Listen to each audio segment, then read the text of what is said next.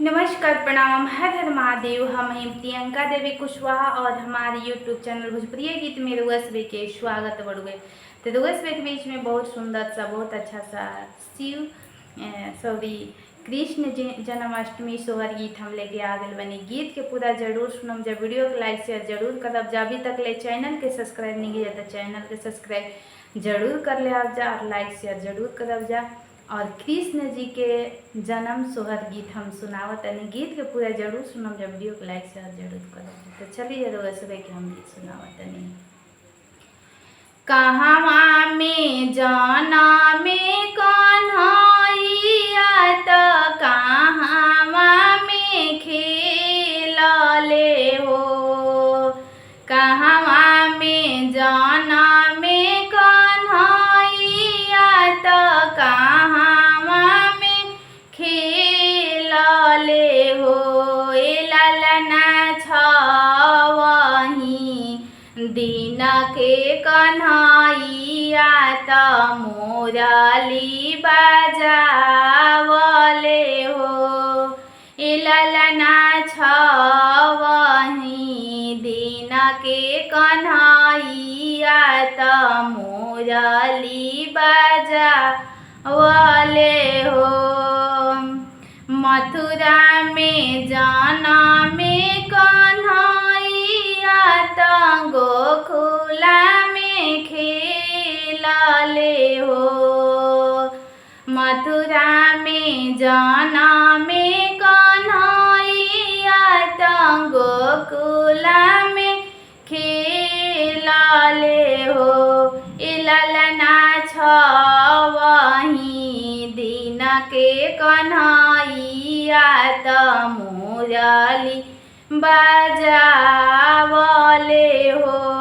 ए ललना छवही दिन के कन्हैया त मोरली बजावले हो।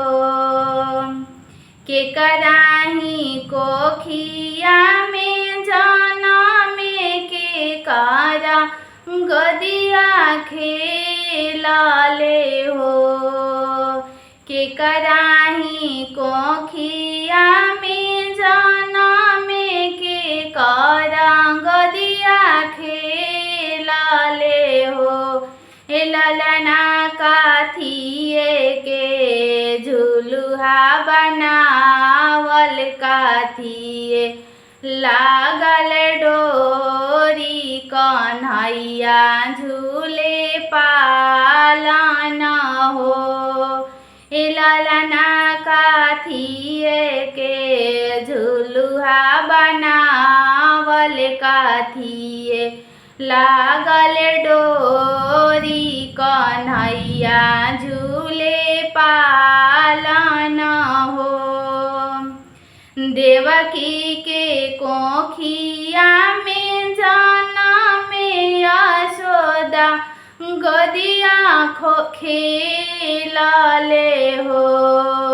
देवकी के कोखिया में जाना में यशोदा गदिया खेलले हो। ए ललना चंदन के झुलुहा बनावल रेशम लागल डोरी कन्हैया झूले पालन हो। ए ललना चंदन के झुलुहा बनावल रेशम लागल डोरी कन्हैया झूले पालन हो। ए ललना मैया यशोदा झुलुहा झुलावली न ललना के निहारली रही रही बलैया लेवे हो। मिलजुली आवली सखिया त मंगल गावली हो। मिलजुली